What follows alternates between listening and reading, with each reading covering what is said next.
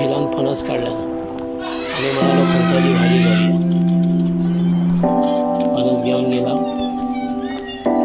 आणि मग फणस कापला. 2 फटक्यात फणस कापलो.